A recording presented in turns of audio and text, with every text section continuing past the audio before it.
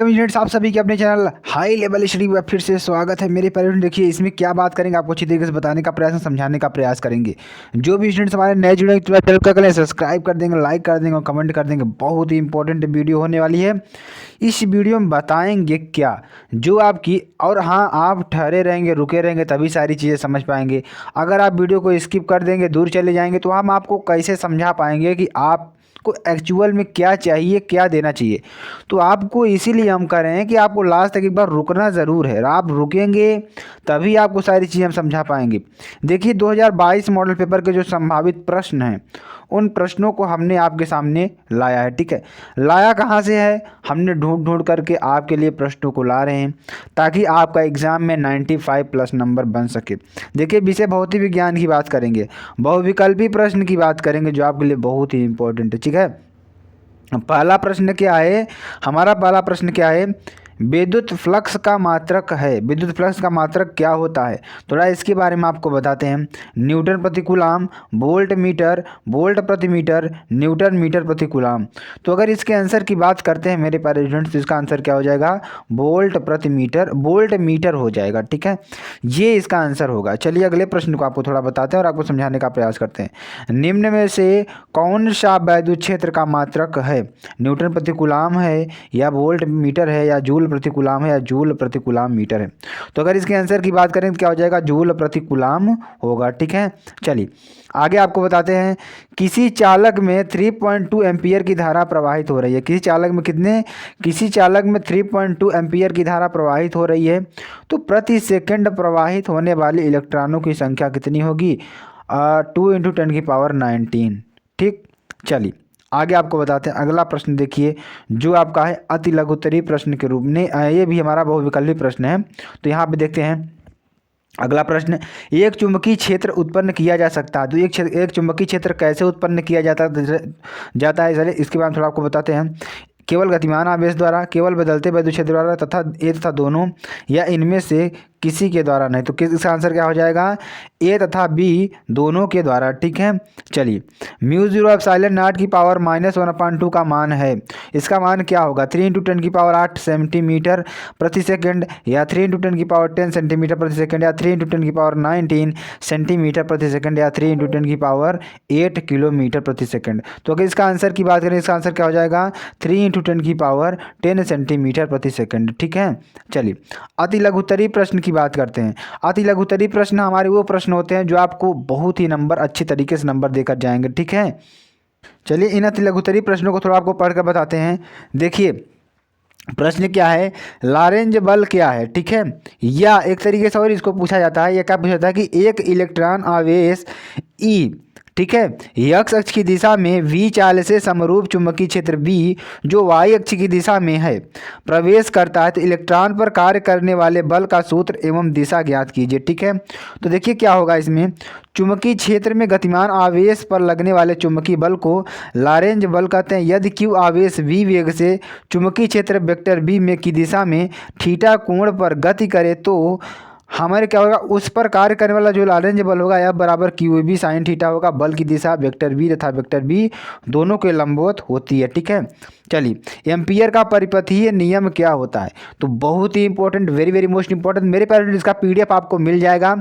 आपको PDF कहाँ मिलेगा, लिंक डिस्क्रिप्शन में टेलीग्राम चैनल की लिंक दी गई है, वहाँ पर जाकर के आप ज्वाइन होकर के इसका जो PDF आप प्राप्त कर सकते हैं। ठीक है, तो एम्पियर का परिपथीय नियम क्या होगा, किसी बंद वक्र के परितः, ठीक है, किसी बंद वक्र के परितः चुंबकीय क्षेत्र की तीव्रता का रेखा समाकलन, ठीक है, चुंबकीय क्षेत्र की तीव्रता का रेखा समाकलन उस बंद वक्र द्वारा घिरे क्षेत्रफल में से गुजरने वाली कुल वैद्युत धारा का μ0 गुना होता है, जहां μ0 क्या होता है, निर्वात की निरपेक्ष चुंबकशीलता होती है। अर्थात close integration vector B dot vector dl क्या होगा, μ0I होता है। ठीक है, चलिए आगे आपको बताते हैं।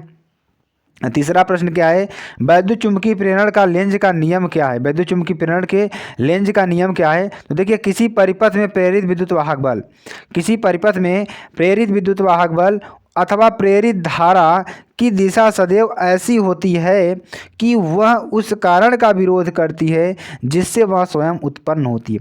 तो ये आपको समझ में आ गया होगा ना, लेंज का नियम क्या है। लेंज का नियम यही है कि अगर हम किसी से वैद्युत वाहक बल है उत्पन्न करते हैं तो वह उस कारण का ही विरोध करने लगता है जिस कारण से वह उत्पन्न हुआ होता है। ठीक है, चलिए अगला प्रश्न हमारा क्या है, अवतल लेंस के प्रथम फोकस की परिभाषा दीजिए।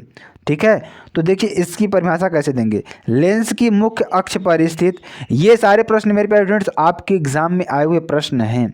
अगर प्रश्न आए हुए हैं तो जाहिर सी बात है मेरे प्यारे स्टूडेंट्स ये इंपॉर्टेंट प्रश्न होंगे, तभी हम आपके सामने लाएं।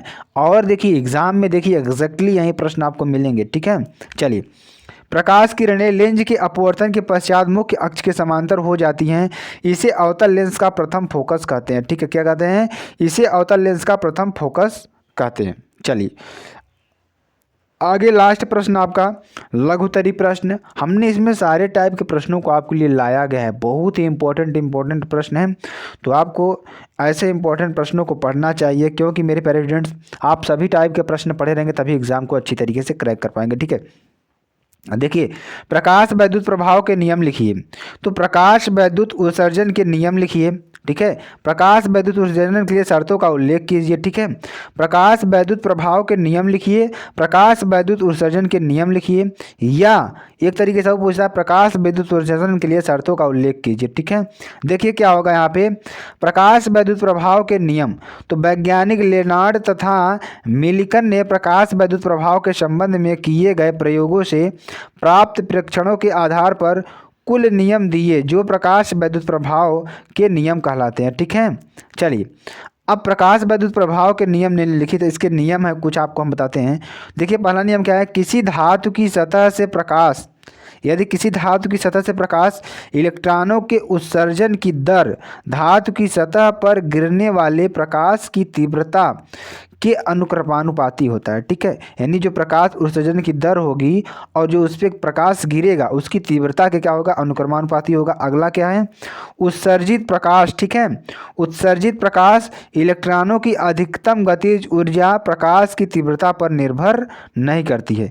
जो उत्सर्जित इलेक्ट्रॉनों के प्रकाश अधिकतम गतिज ऊर्जा है वह क्या होती है, तीव्रता पर निर्भर नहीं करती है। ठीक है, चलिए अब देखिए आगे क्या है हमारा, प्रकाश इलेक्ट्रॉनों की अधिकतम गतिज ऊर्जा, प्रकाश इलेक्ट्रॉनों की अधिकतम गतिज ऊर्जा प्रकाश की आवृत्ति बढ़ने पर बढ़ती है। ठीक है, चलिए यदि आपतित प्रकाश की आवृत्ति एक न्यूनतम मान से कम है तो धातु कोई भी प्रकाश इलेक्ट्रॉन नहीं निकालता। यह न्यूनतम आवृत्ति भिन्न भिन्न धातुओं के लिए भिन्न भिन्न होती है। ठीक है, चलिए प्रकाश के धातु की सतह पर गिरते ही इलेक्ट्रॉन उत्सर्जित होने लगते हैं, अर्थात प्रकाश के सतह पर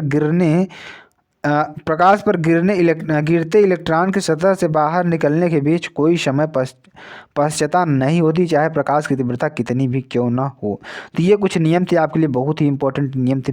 तो मेरे पेरेंट्स इसकी PDF आपको हमारे हाई लेवल स्टडी के टेलीग्राम चैनल पर मिल जाएगी, और वहाँ पे देखिए जितने भी ग्रुप्स हैं सारे ग्रुप्स में आपको पहुँच जाएगी। SKM स्टडी टेलीग्राम चैनल पर सभी आपको पहुँच जाएगा। ठीक है, तो स्टूडेंट्स आपके लिए बेहद ही इंपॉर्टेंट वीडियो होने वाली है। तो मेरे पेरेंट्स देखिए आपको ज़्यादा चैनल को शेयर करना, लाइक करना, कमेंट करना है। वीडियो का इसीलिए कमेंट सेक्शन में जरूर बता देना है। फिर मिलते हैं नेक्स्ट वीडियो में नए टॉपिक के साथ, तब तक के लिए जय हिंद जय भारत।